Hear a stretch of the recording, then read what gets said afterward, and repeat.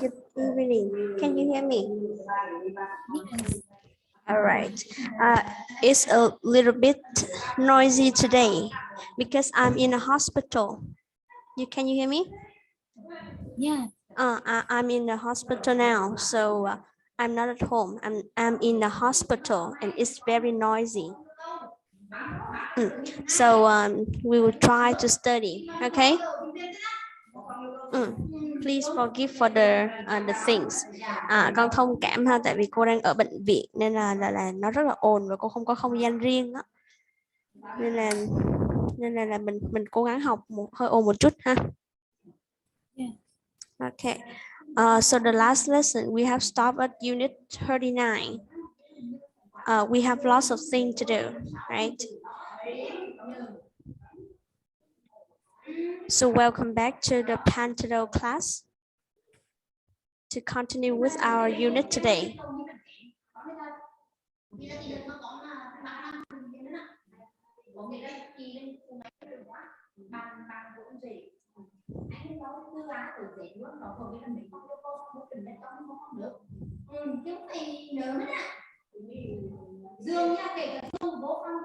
Okay, we have lots of things to do.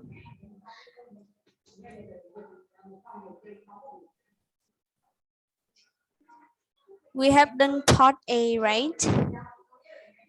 We have answered the question and do test B. Now, you would open your notebook, please.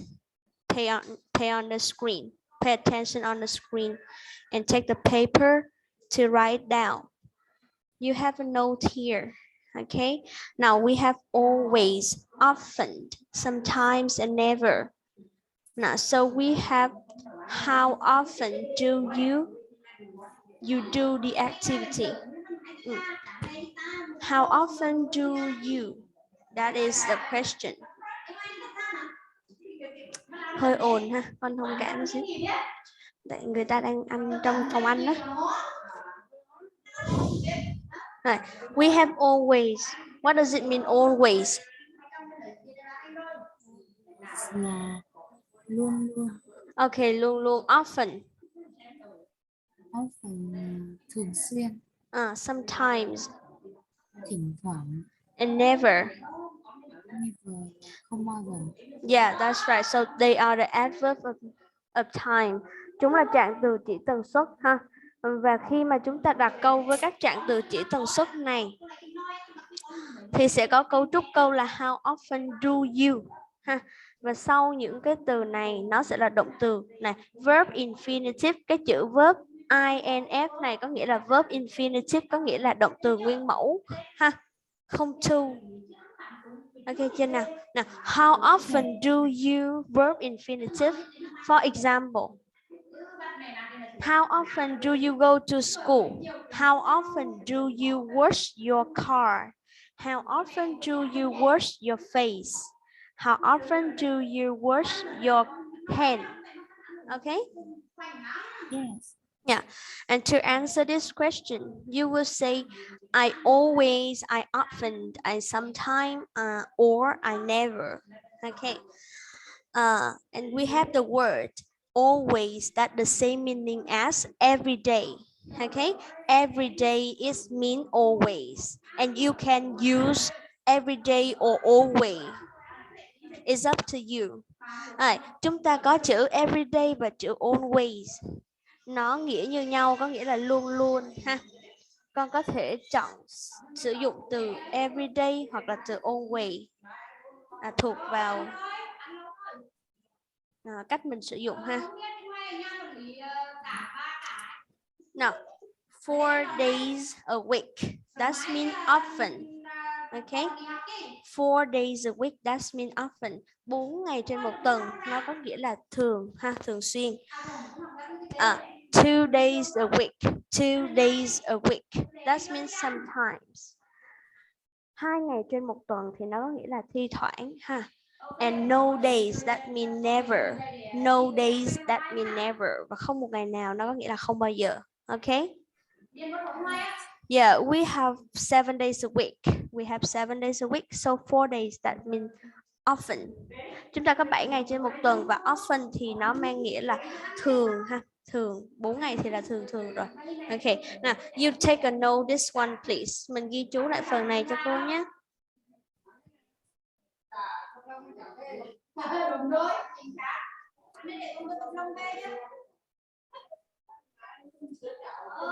You have some time to take the note, please.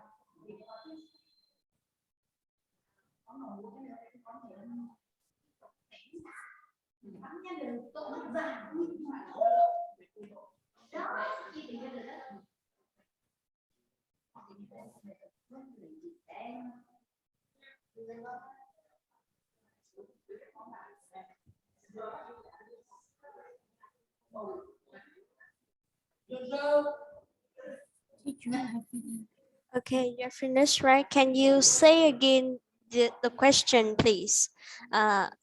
Okay, so please make some exercise, make some example about this structure.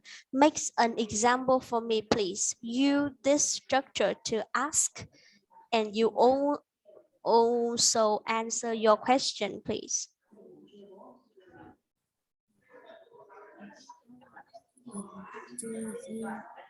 Watch TV.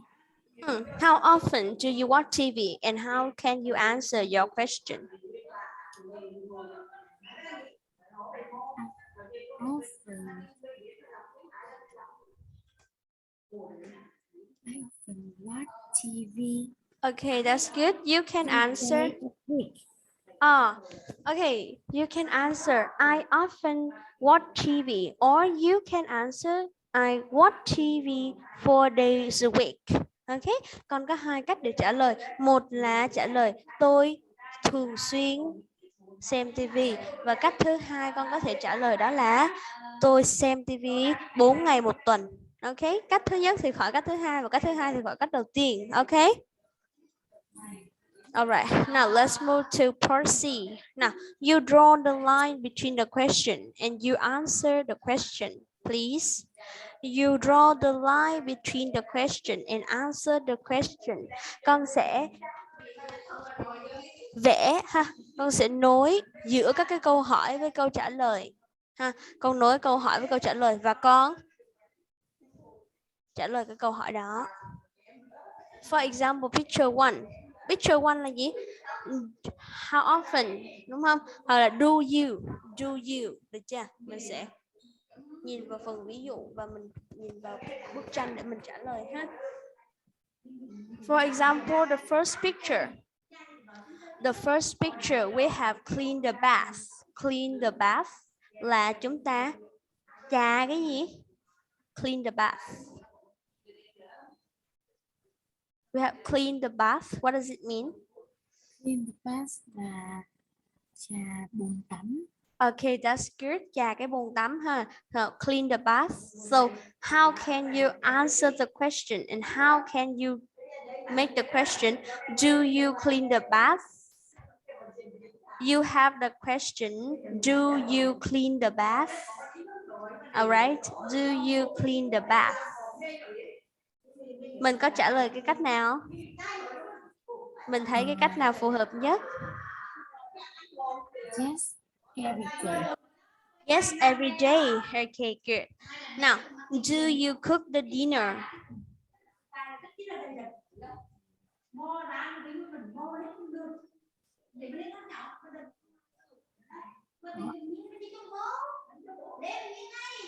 I do sometimes. I do sometimes. Okay. And do you wash your clothes? Do you wash your clothes? Always do that. Okay. And do you make your bed? Oh yes, I often do that. Okay. Now,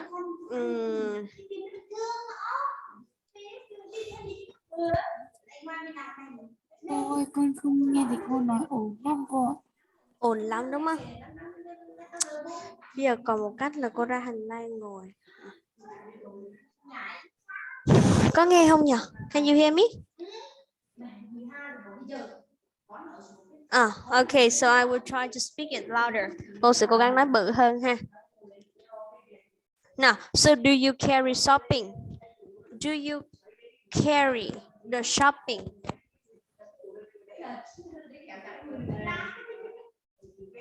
Do you carry the shopping?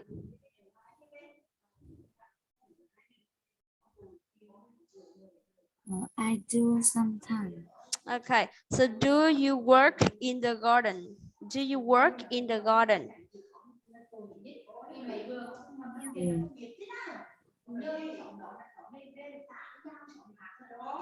No, never. No, you never. Do you tidy your bedroom? Do you tidy your bedroom? I always do that. Okay. And the last one. Do you paint the wall? Do you paint the wall? No, never. Okay, that's good. You can answer this question based on the adverb of times. Okay. Now let's move to part D. You will listen and write. Phần D chúng ta sẽ nghe và viết ha. How old is he? Now can you guess how old is he? Now look at the picture. Phương Nhi, look at the picture on the screen. Now can you guess how old is he? What is his age? How old is he, you think?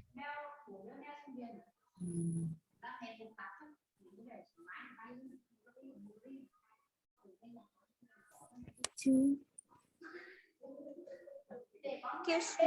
Excuse me.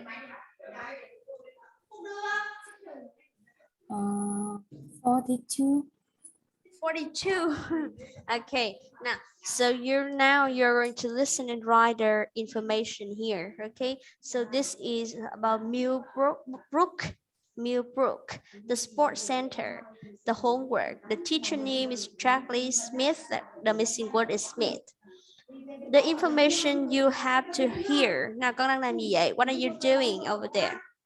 Pay attention to the screen to study. Tập trung vào học bài đi nha, không có làm việc riêng nào. Number one, you will write down the information about the age. Number two, the days give tennis lesson. So which day they will give the tennis lessons? You understand here? Yes. The next information like when Jackie lesson, when is or when are the Jackie lesson. Number four, question number four, you will write down the number of the children in the class. Write down the number of the children in the class. Number four, number five, you will hear, what do Jackie want to teach? What do Charlie want to teach? Okay. Yes. Okay, now you will listen. Are you ready? Yes. 39D. We've got lots of things to do. Listen and look. There is one example. Excuse me, I'm doing some homework about being a sports teacher. Can I ask you some questions about your job? Okay, First, what's your name? Charlie Smith. Do you spell your family name S-M-I-T-H? Yes, well done. Can you see the answer? Now you listen and write. 1, Can I ask another question? How old are you? I'm 28. Pardon? Did you say 28? Yes, that's right. 2, And when do you give tennis lessons at this sports center? I give children tennis lessons here every Saturday. Oh, Saturday is my favorite day of the week. it's mine too. 3, When is your tennis class? Is it in the morning? No, I only teach tennis in the afternoon. In the afternoon? Yes, 4, And how many children are there in your tennis class? there are 12 children in my class. That's a lot. I know, but I like having 12 children in my class, and everyone enjoys it. Okay. 5, And my last question. Would you like to teach another sport too? Yes, Football? not really, but I'd like to teach hockey. Hockey? Wow! That's my favorite sport. Well, it's a great game. Okay, now you're going to listen.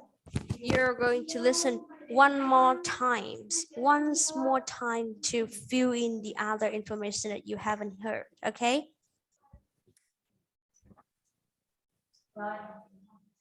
39D. We've got lots of things to do. Listen and look. There is one example. Excuse me, I'm doing some homework about being a sports teacher.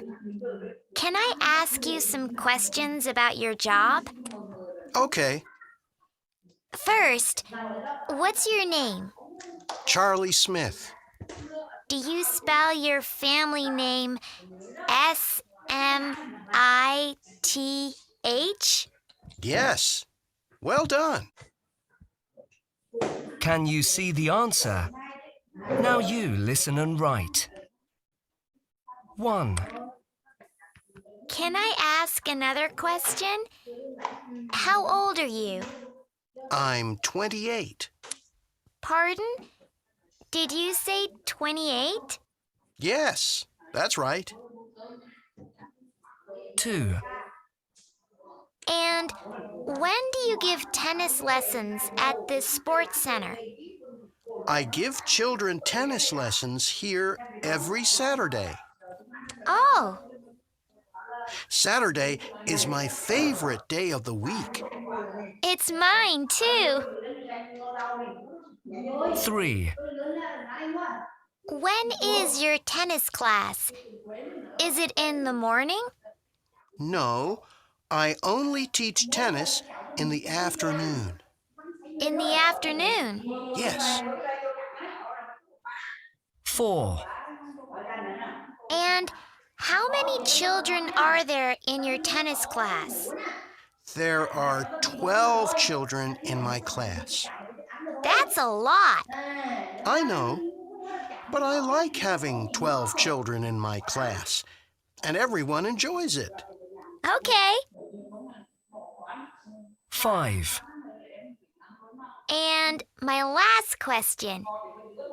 Would you like to teach another sport too? Yes, Football? not really, but I'd like to teach hockey. Hockey? Wow! That's my favorite sport. Well, it's a great game. Okay, so have you done? Yeah. Yes. I'm waiting for the last answer. Mm, Okay, the last answer. What is that? Teddy still want to teach? He still want to teach? or to teach hockey. Hockey, you don't know how to write out the hockey word, right? Biết khác gì không? Tôi không biết nó có đúng hay không. Just write that, please. Let's see if it's not correct or not. Write there, please. Don't worry.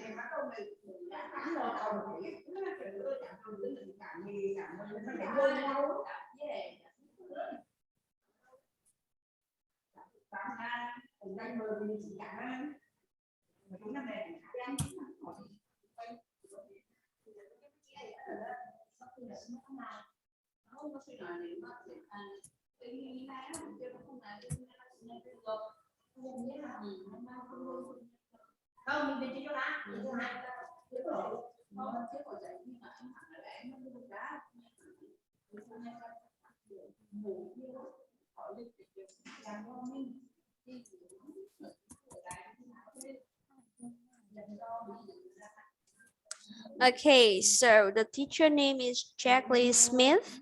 He is 28 years old. It's not 40, right?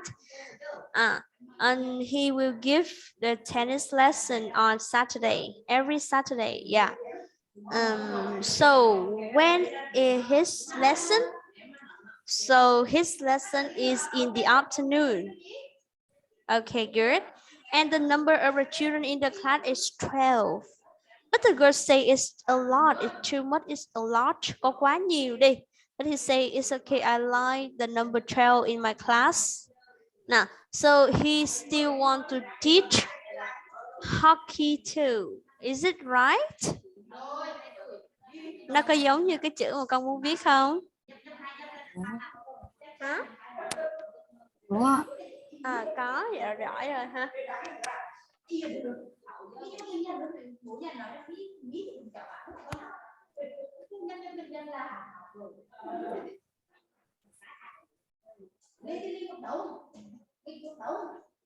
Okay, so we have Q&A. Q&A có nghĩa là question and answer nha con nhé.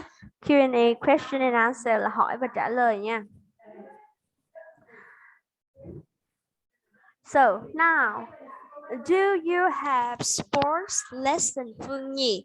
Do you have sport lesson?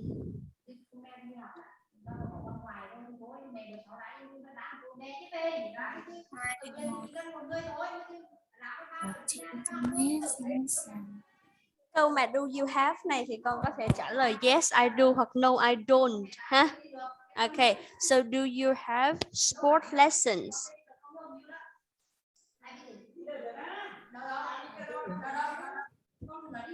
Okay.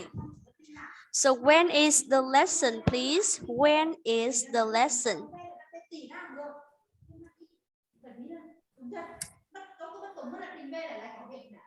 Lesson.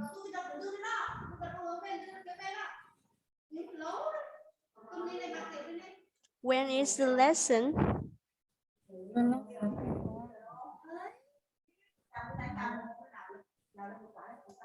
Lesson in the morning. Oh, the lesson is in the morning. Good. Now, so how many children are there in the class? How many children are there in the class?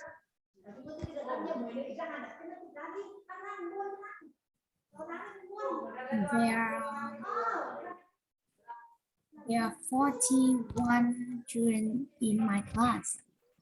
There are 41 children out there. Huh? There are 41 children in your class. Good. Now, so do you enjoy your sport lessons? Do you enjoy your sport lesson? Yes, I do.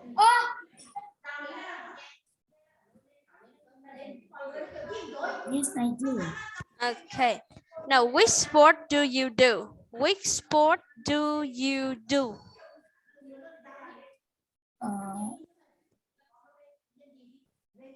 I play volleyball.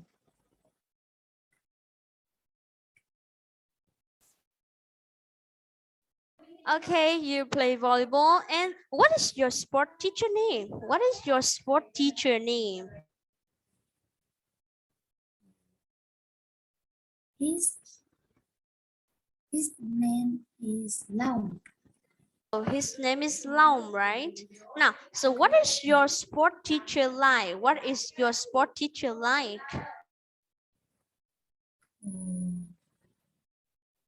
He likes football. Oh, he likes football. Good. Now, so is it difficult or easy to be sport teacher? It's difficult Why?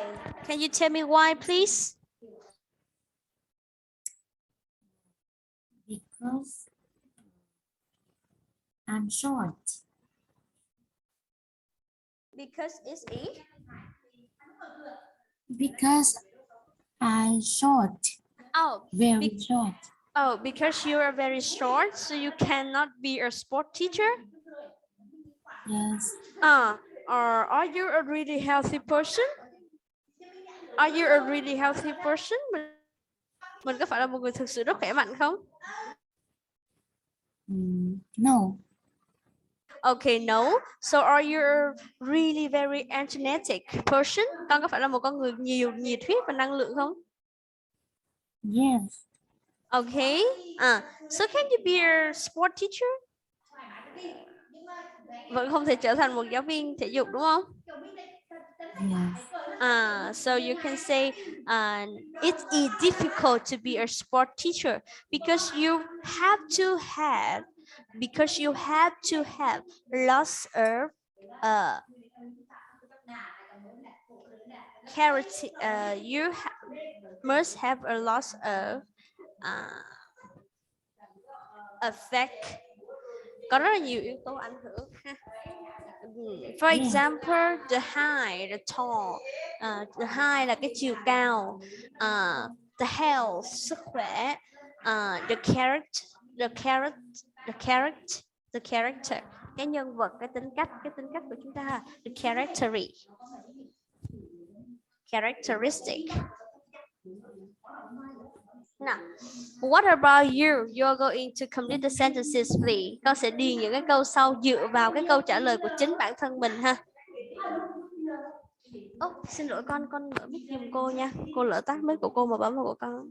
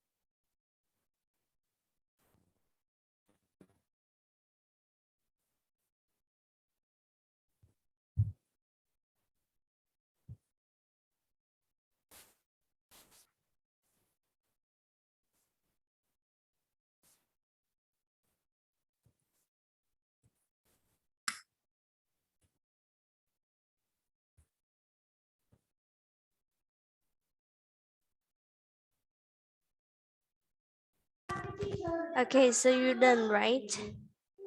Yeah. Okay, so can you say the whole sentence for me, please? Can you say the whole sentence? Number one first, please. Number one first. Number one, please. Đọc của cô. Yes. On Wednesday morning, I always brush my teeth. Okay, my teeth. Number two. In the afternoon at school, we often play volleyball. Okay, in the afternoon at school, we often play volleyball. Number three, please. In the evening, I sometimes read books. Good. And number four. I never draw picture on Sunday night. Okay. All right. Yeah, that's good.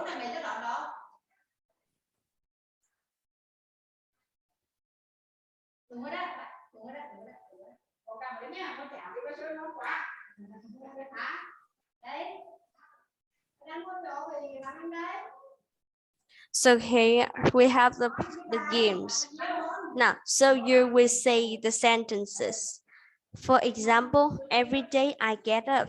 Every day I get up and I have breakfast. And the last lesson, every day I get up and have breakfast and get rest. Tức là chúng ta sẽ tạo ra những cái câu dài hơn những cái câu đầu ha. You base on the sentences example to make your own sentences free. Con sẽ dựa vào những cái câu ví dụ á để tạo ra cho cô 3 câu như vậy cho cô nào. Câu đầu ngắn, câu sau dài và câu sau dài nhất ha.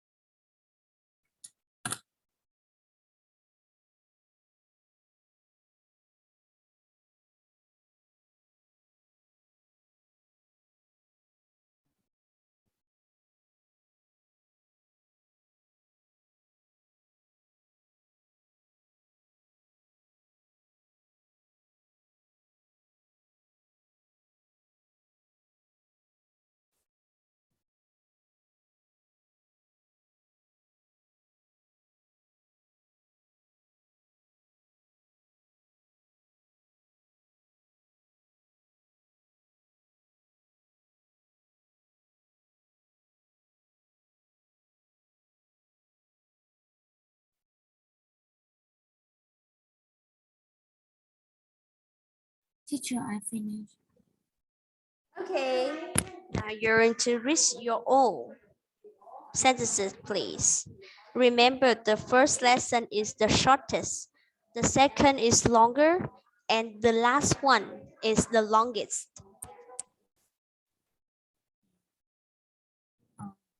Every day I get up early. Every day I get up and doing exercise. Every day I get up, I brush my teeth and have a breakfast. Okay, that's good. Thank you.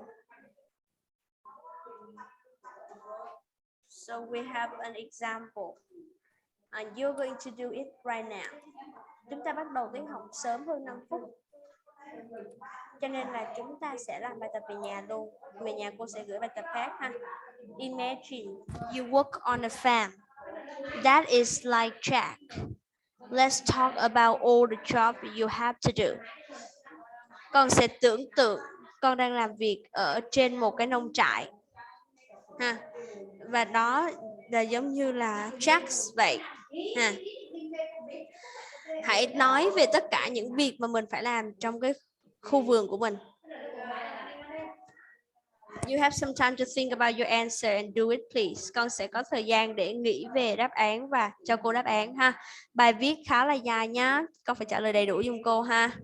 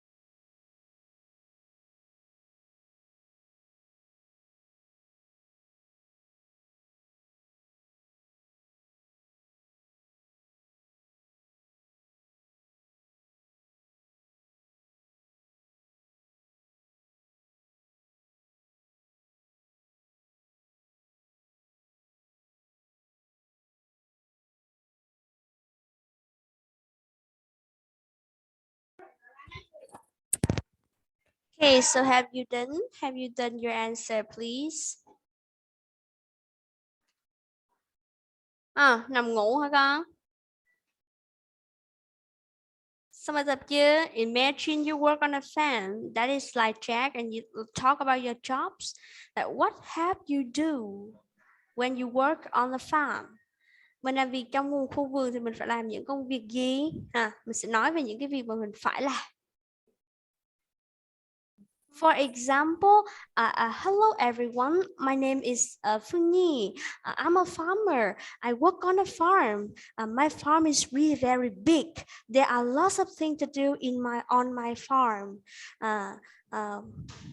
Every day I have to get up early in the morning, for example, at 5 o'clock to feed the cow, and then I take the food for the goat, and then I take the goat milk or the cow's milk, and then I have to make the grass clean around the yard.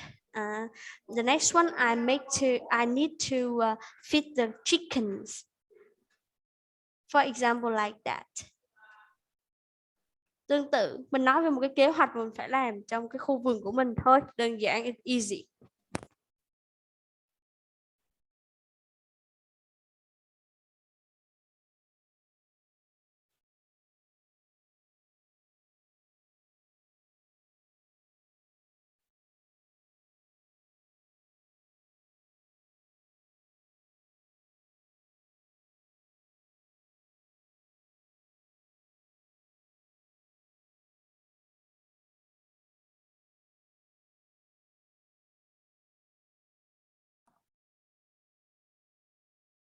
Teacher, I finished. Okay, please tell me your answer. Hello, my name is Sunny. I'm in the farm. I work on a farm. On the farm. It has very lot of animal and vegetable. First, I feed the animals. Next, I water the plants and plant trees. In the afternoon, I harvest vegetable.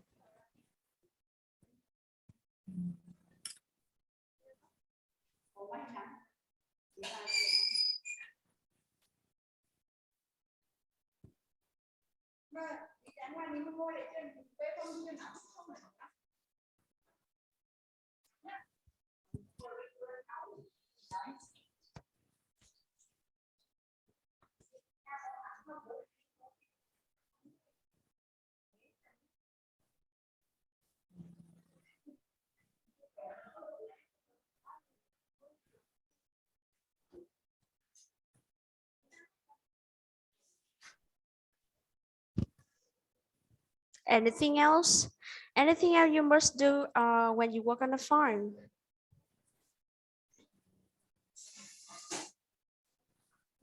Any other things?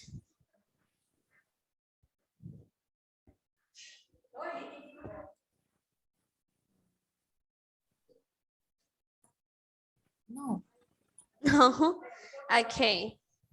So if you are a farmer, so you must wake up early in the morning, right? You must visit your garden. You must feed the cow. You must feed the cattle. Okay. You feed them and you take the milk from the goat, the cow, the sheep. You take the fur of the sheep. Is that right? You must feed some chickens or the goose for taking eggs, right? So do you like eating eggs? Do you like eating eggs? Okay. Yes. Yeah. All right, so now can you remind me please one more time about our structure today? What is the structure we have learned today? What is the structure that we learned today? Hôm nay chúng ta học về cái gì? Cấu trúc là gì? Nào nhắc lại cho cô nghe. Remind me a little bit about a structure, please. Là how often do you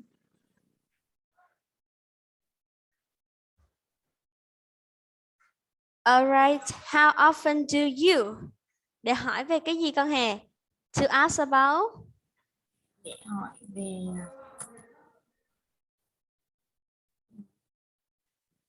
Để hỏi về cái tần suất mà chúng ta có thường xuyên làm cái gì đó không ha? Now, how can you answer the question? Vậy thì mình có thể trả lời câu hỏi này như thế nào? How can you answer the question?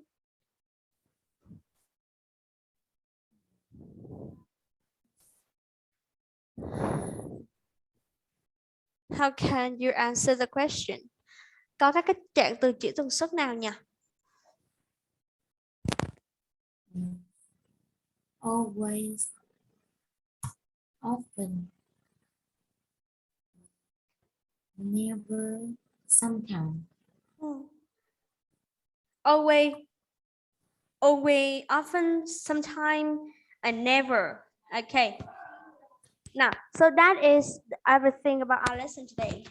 So at home, I will give you the homework.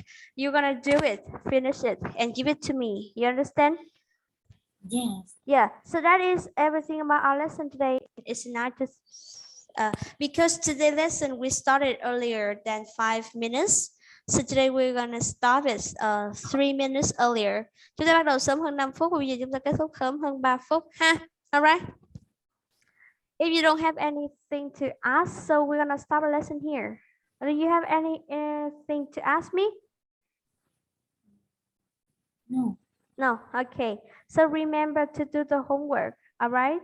And thank you so much for joining the lesson and see you on the lesson next Monday. Goodbye and have a nice evening. See you. Goodbye, teacher.